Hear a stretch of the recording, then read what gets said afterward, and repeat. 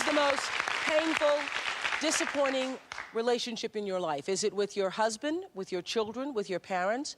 And why has loving caused you so much misery instead of pleasure? That's a wonderful question to ponder for your life.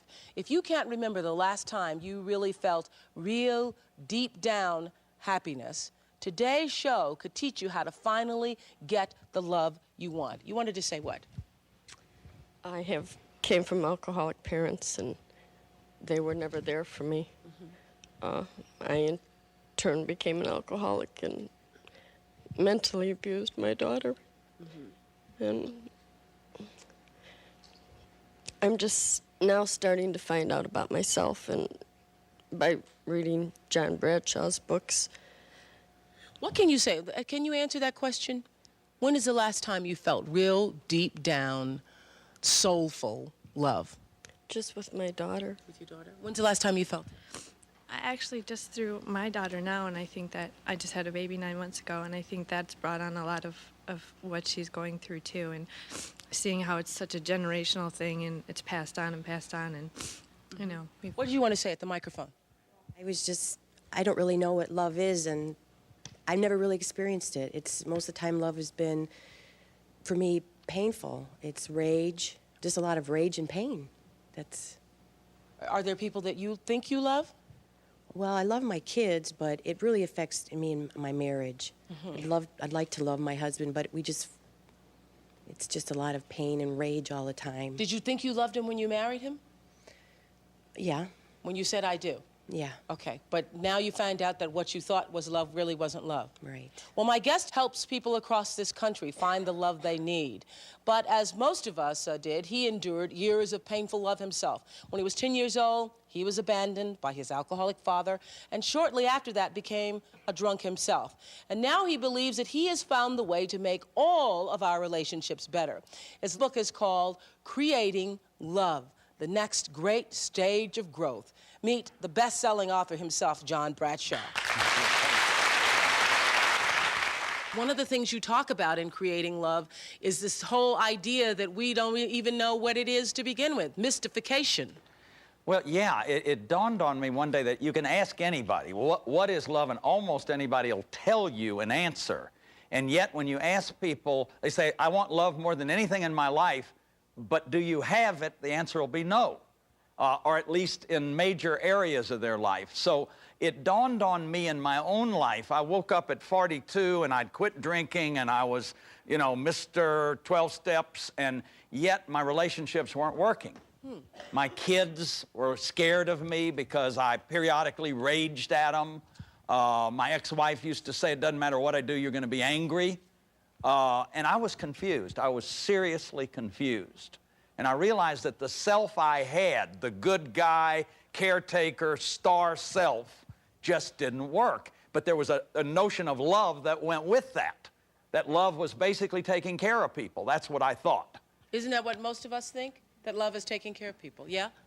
And well, what I found out is that love, part of love may be taking care of people. That may be an aspect of love. But there's a kind of mystification where we get a rigid notion based on what we were taught. Why would you challenge what your mother taught you or your daddy taught you? Why would you challenge what you learned in Sunday school as a little child? So everybody's carrying a kind of hypnotic notion of love that in lots of ways doesn't work for them, but that we still keep operating on. So what's this thing you call mystified love? Well, basically, it's based on a confusion about myself. Like I can think of a couple, they were the happiest two people I've ever seen, got married, 6 months, they're divorcing. I think of a woman married 41 years, tells me she sleeps with her husband every day, but they haven't kissed in 25 years. And I say, well, you know, and how bad he treats her. And I say, well, why do you stay with him? Because I love him. And I mean, I've given lots of examples of that in the book, of what I called mystified love. That somehow, if love isn't producing growth, if it doesn't have some kind of spiritual growth, expansion, then why would we want it so much? I mean, if it's long-suffering and if it's duty and obligation and it's not free. Like I grew up thinking love is easy. One day you'll find the right person and then you'll get married and it'll be smooth sailing. You know, how many of you believe that? It isn't. When you get married, that's when all the trouble starts, right? You know, I used to say to people, you don't think you're codependent? Get married and let us see you after 5 years. Well, John Bradshaw says that most of us were taught the wrong meaning of love, and that's what is messing us up. And it's one of those things, I think, that we all sort of take for granted what love is. You just think, well, love is, you know, just kind of love, you know? You have somebody who loves you. Yeah, that's what occurred to me, that everybody thinks they know what it is. What I think we all do is we learn a way of mattering in our family. Like, the primary way I learned to matter was by being a caretaker and being a superachiever. Yeah. Now, that's what, for years, I thought was love. Yeah. If I'm taking care of you, I'm lovable. Yeah. And if I'm being a star, I'm lovable. But Right. somehow that wasn't working. Right. Okay, so what's your definition of love? Well, he's scaring me. I just got married Saturday. So. Okay. Love is putting someone else's needs above your own. That's yours, okay? Yes, ma'am. Love is giving of your whole self regardless of what you get in return. Yes. As I know it, love is to give without getting much in return. That is how I was taught. For me, love is to give, especially to my husband and my children. Yes? Love is enduring, long-suffering, caring, and passion. That's what I get for love. Long-suffering? Long-suffering. Okay. I guess the question is, do Doesn't those... seem like much joy is in there. Yeah, I mean, Long-suffering. in all Yeah. honesty, Yeah. those are the definitions I expected to hear. Really? Do those definitions work for you in your life? Does that really work? Does that really... Are you satisfied? Miss Long-suffering, yeah. Are you satisfied with that?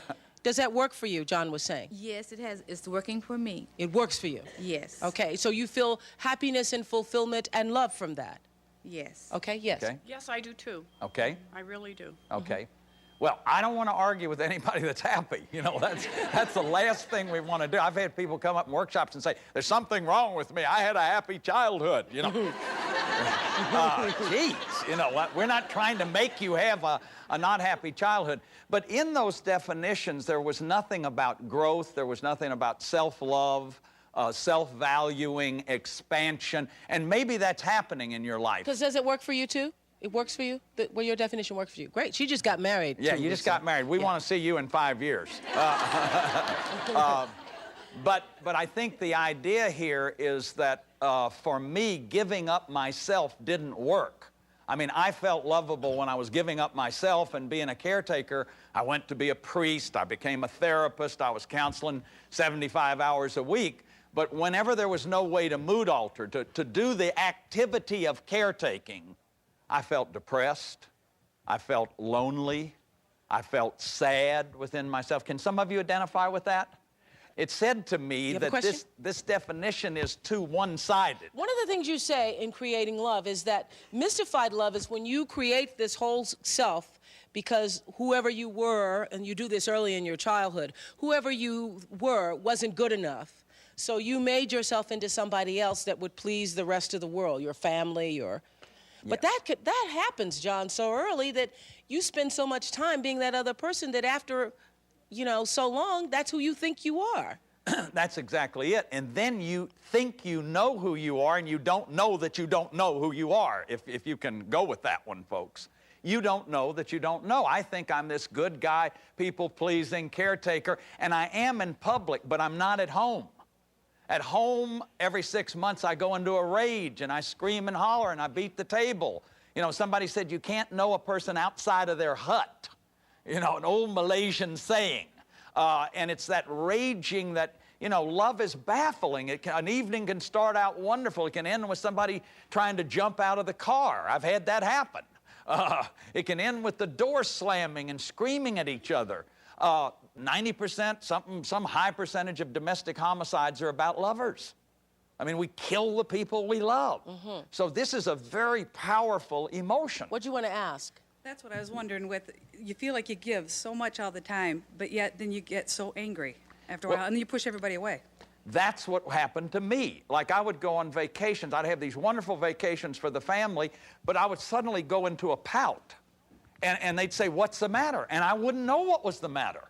I'd say, nothing's the matter. But I wouldn't talk to anybody. And what it was about is that I wasn't getting my needs met.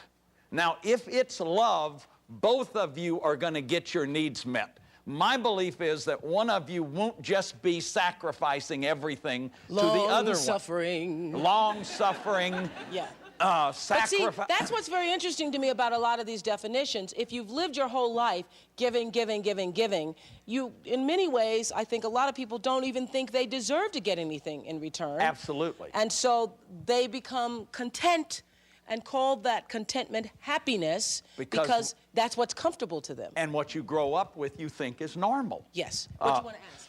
What if you grew up and never got loved, never had love in your whole life, and felt abandoned, and when you got married and had kids, you did the same thing to those kids? Well, you see, the problem of mystification is that we reenact it. We either do to our children what were done to us or just the opposite. Like I tended not to put any structure with my kids because I didn't want them to go through the pain I went through. But just the opposite is not good either. Creates the same either problems, extreme is polarized, and what I'm going to suggest is that soulful love is paradoxical and polarity, that it's never all or nothing, it's always both and it's never always giving up everything of myself. I mean, we've got multi-generations of women that were treated as second-class citizens. The beating of women and children is an ancient and pervasive tradition, not just the physical beating, but also the emotional beating. And a lot of this is coming from patriarchy, which is that power of one person over everybody else, and you must be obedient, and that's what's virtuous, and repress all emotions except fear, and crush your will at an early age. John talks a lot in his book, Creating Love, about soulful love. And now what I got from that was that you can experience love, true, really deep, heartfelt, soulful love, on many levels with many different people during the course of your life. And that a lot of people spend their times waiting on the one big thing, the one big Mr. Special or Ms. Special to come into their life, but you could be feeling it all the time. Absolutely. It's like we think of the great examples of love, Mother Teresa, Schweitzer, and they are great examples. My mailman delivers the mail every day. He's got a limp. He comes rain or shine. He brings me wonderful letters from my kids. There's no mailman Hall of Fame. There's no mailman baseball cards. There's no mailman cards. See, we've got this unrealistic expectation, and we miss the ordinary, everyday human stuff.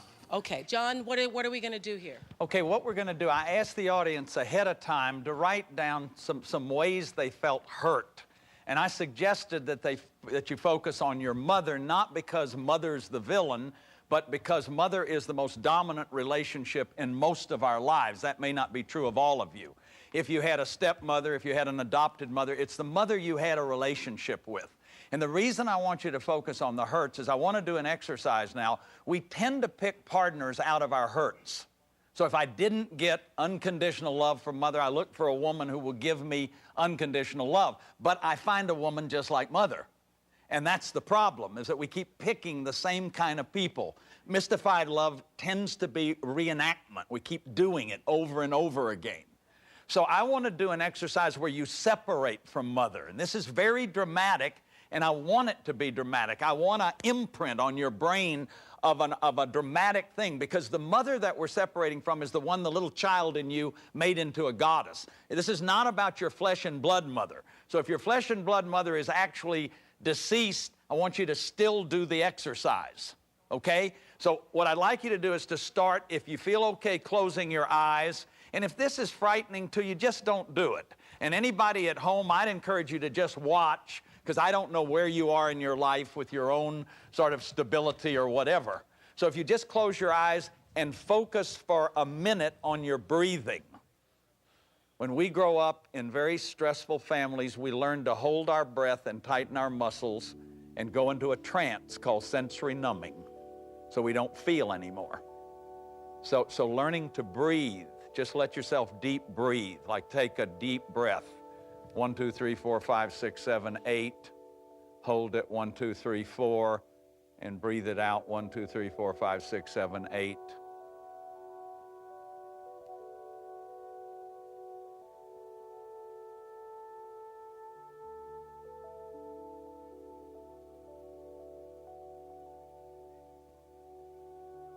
And as you focus on breathing, notice where you're sitting. Feel the contact with the chair.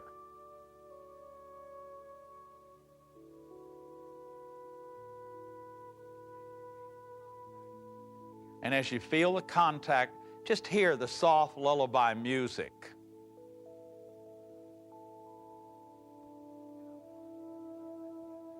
And I want you to let that music take you back to some place that you remember with a source figure that taught you about love. I'm suggesting it be your mother or stepmother or adopted mother, but you go wherever you need to go. Who taught you about love? And just imagine you could see that person. You could see your mothering person standing there. Wherever the scene is, wherever you're going for yourself.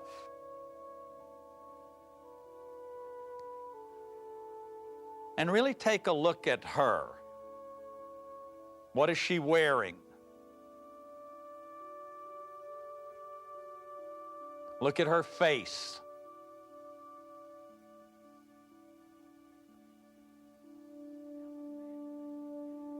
And now imagine that she's getting younger, that you could see this person as an adolescent girl, say. What does she look like as an adolescent girl?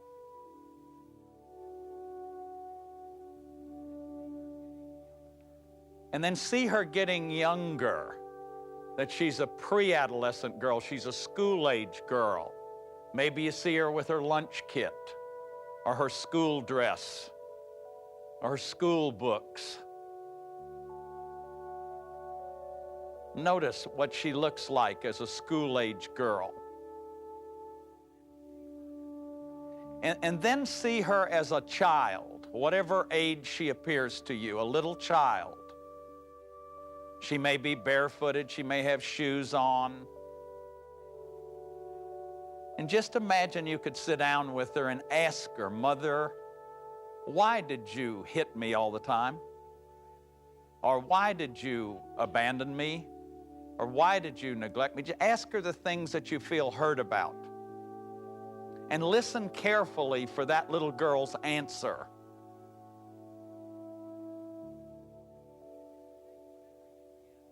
And just take whatever you get and just imagine that you're going to walk away from there.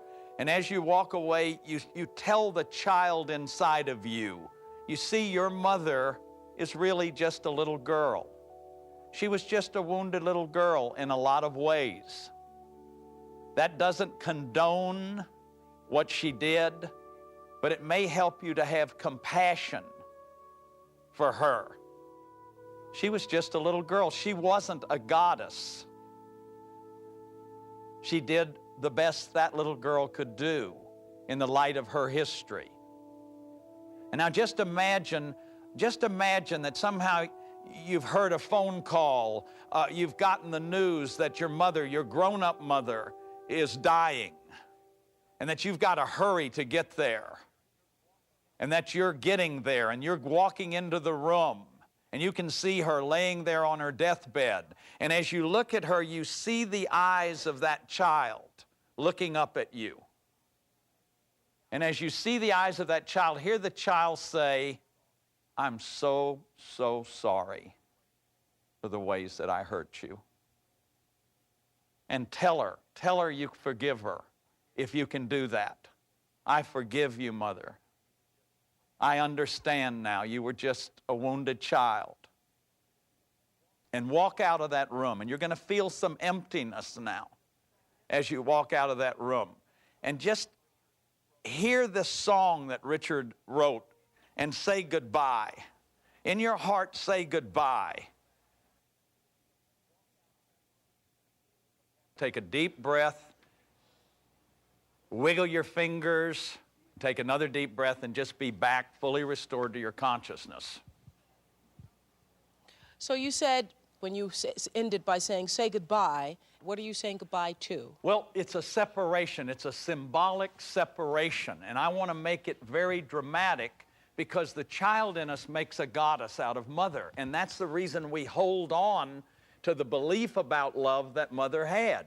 We get enmeshed with her, and we carry, without question, that belief. So I want to make this very dramatic for you. Like people say, well, why do you have to have her on her deathbed?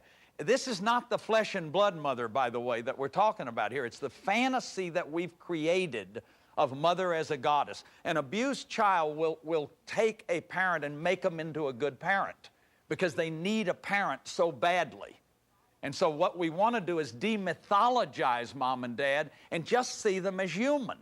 That's what we're trying to do. And also that until we forgive them and separate, we really can't grow up and have our own life. Yes, and that is also why I see time and time again on this show, I think, women in particular do this, but some men do too, is that they're in adult bodies, but they really are still children, so attached to everything their mother said, even though what their mother said isn't working for them in their adult life. That's the mystification right there. It's a perfect definition of it. I mean, description of it. Okay. It's like, here I am, but I'm really still a child, and I'm really still trying to get mommy and daddy's love. See, the other piece is that we hold on to mother and daddy as an illusion that we will not die. Now, that's a heavy metaphysical piece, but one of the reasons, and that includes people who hate their parents. Like, if you hate your mom and dad and resent them, you've never left home. You're still bonded to them. Okay. What do you want to say? I knew from early on, about 3 years old, that this is not how it's supposed to be. And so I grew up my whole life just trusting myself. And it was very painful going through this process because I also, in my own life, know that as a mother, I had to forgive mistakes I make with my children. So it makes it much easier to identify that she was human and to feel her pain, and I really, really felt that, and it explains a lot. Thank you for sharing that, because see, I made mistakes with my children too. All of us did, because once we've got this false notion of love, that's what we're going to teach our children too. The first two people that talked described the multi-generational pattern. I mean, this goes back through hundreds of years of patriarchy. What we're really at is a new consciousness. Since Nuremberg, we've had the civil rights movement, the women's rights movement, the gay and lesbian rights movement, the adult child movement, which is a movement fighting for the rights of the child. Maria Montessori said there's no greater social problem than the oppression of children. Never was a person's rights any more denied than a child. We're democracy. We fight and die for democracy, and yet we oppress children. Yes, you wanted to say what? It was very hard for me to blame my mom as a little girl because she was so controlled. She was so controlling? She was so controlled. No, she was controlled, so she tried to control me. Say again, she controlled you? Yeah. But he says, she says... She was controlled She was as a also child. controlled as So a how child. did she know how to love me? Yes. She didn't know. Oh, exactly, and that's what this exercise so it's hard for is me to for. Say, I'm mad at you. It's hard for me to say I blame you because she didn't know as a little girl, and then I imagined her dying, and I still couldn't. I could hear her saying she's sorry, but I'm in the point in my life right now that it's very hard for me to get her to admit that she's done something wrong and that we need to talk. Well, let me say this. Some of you who've had severe abuse, you have to go through an anger stage. You may not be able to get to, I mean, in the chapter that I do this in the book, it's a whole process. And you grieve your own grief first. Then you grieve your mother's grief or your father's grief. You had this question. What was your question? Well, I've been going to some of your workshops on healing the inner child, and listening to what you're saying now, don't you have to go back and finally start really loving yourself before you can love anyone else? Absolutely. And I found that through recognizing that child inside of me, I've been a more effective parent. I've been a more effective friend, although that child has been very resistant. Very good point. I mean, I assume in this book that people have some knowledge of the other book. Embracing my inner child was wonderful because it's a way to have self-love and self-value. And I'm, you know, from Jesus Christ to Bernard of Clairvaux to every psychologist that's ever studied this, we know you can't love anyone unless you love yourself. And this caretaker, I give my life for you, but I don't love me, I don't get my needs met, doesn't work for me, and it doesn't work for a lot of people because we don't love ourselves first. Loving the inner child is a way to embrace yourself, and as I love myself, I can love you. Well, John Bradshaw is here to help us learn how to create love. That's the name of his book, Creating Love in Our Lives, and to improve all of our relationships, whether it's with your husband, your children, or even your co-workers. So far, he has shown us how to separate ourselves from our false idea of love. And the next stage is? Well, the next stage is owning ourselves, like owning the inner child, that I've got to embrace myself, although I may have to embrace confusion or emptiness first. I mean, like when you really do that separation, you feel emptiness.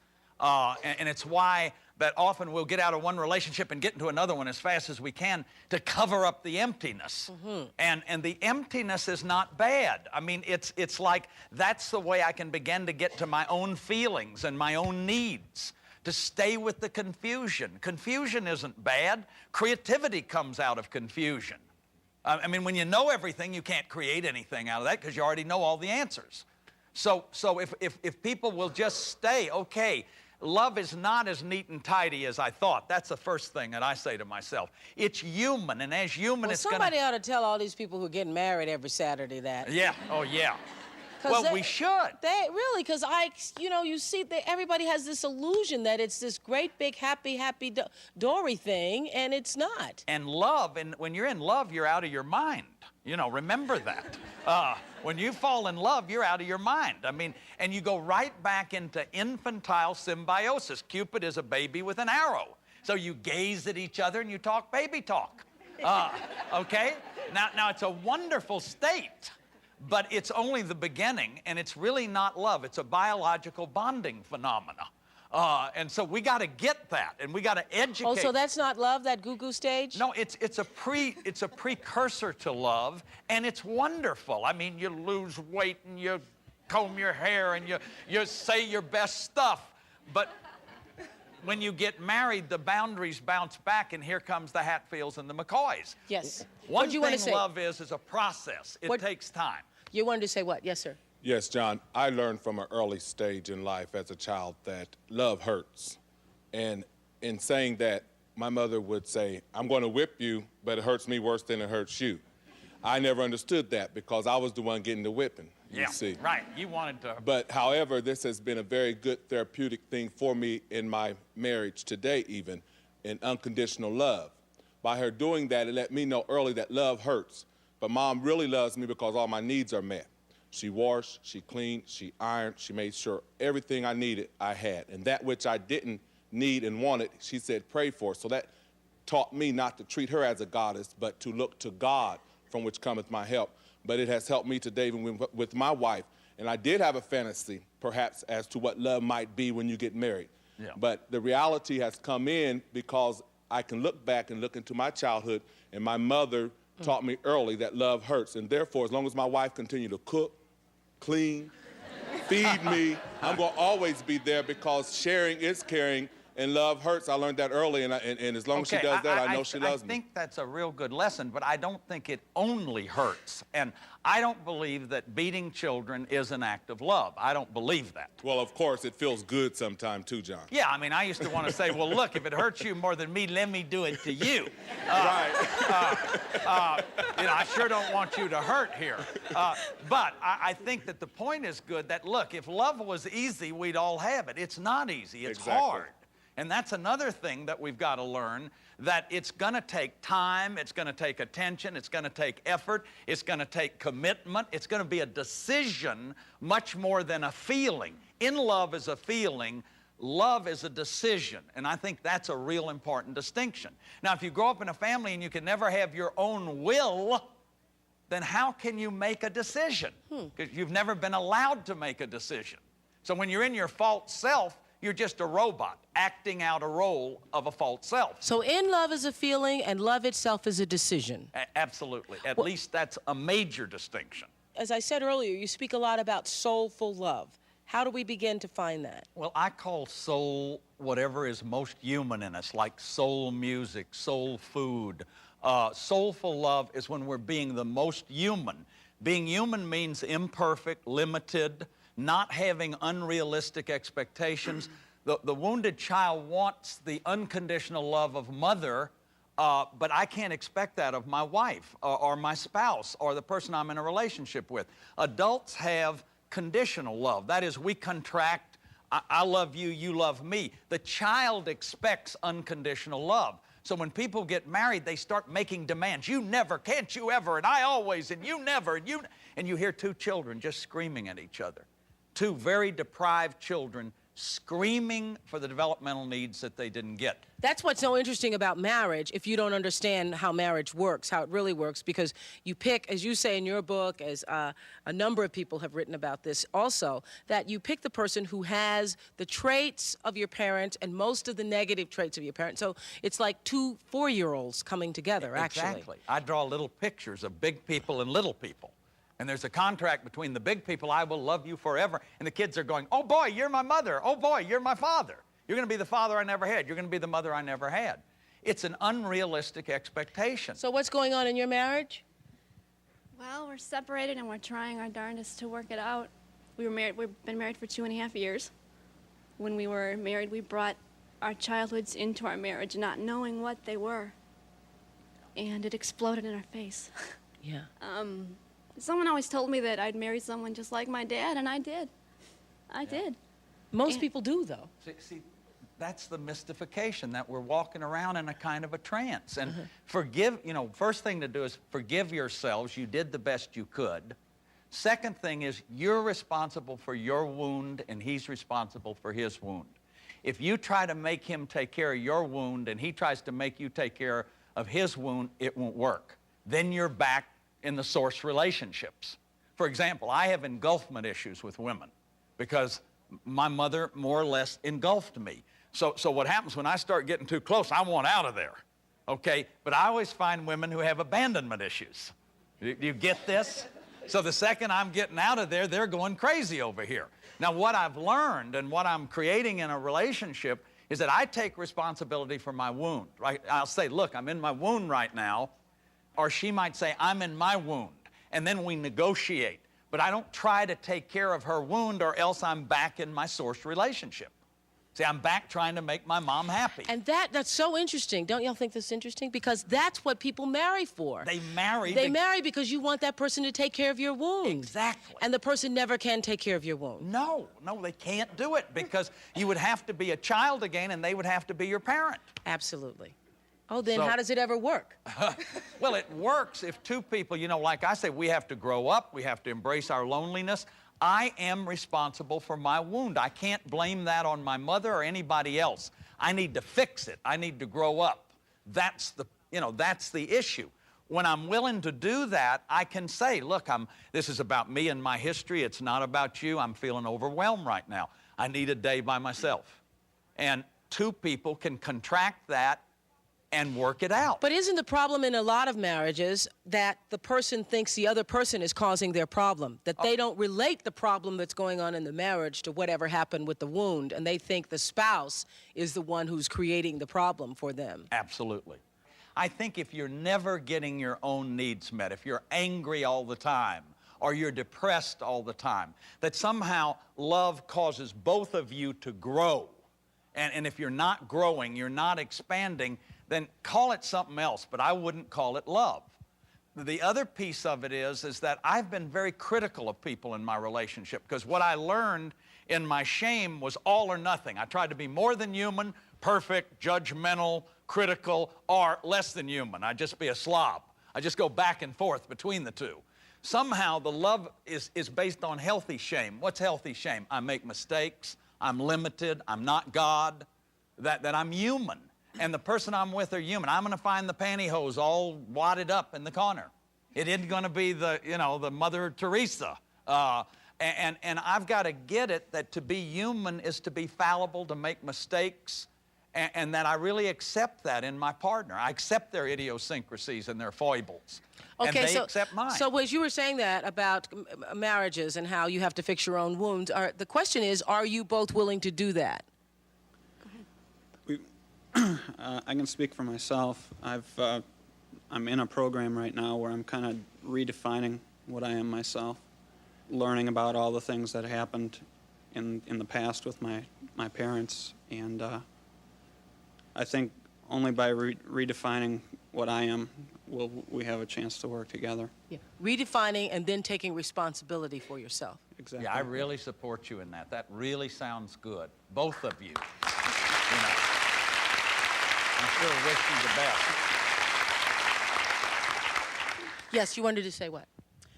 I've been doing a lot of work on the inner child work and learning to love my inner child. And what I'm having a problem with is the fact that when I was young, I learned that the only person I could trust was myself. I had to find my own survival skills to get through life. How do I get rid of those and that person, because that person got me through it? Sure. Well, you see, there's sort of two extremes. One is that you just get totally absorbed and enmeshed. You become confused with the people you're with. The other is you isolate, put a wall around you, say, I don't need anybody, I can make it.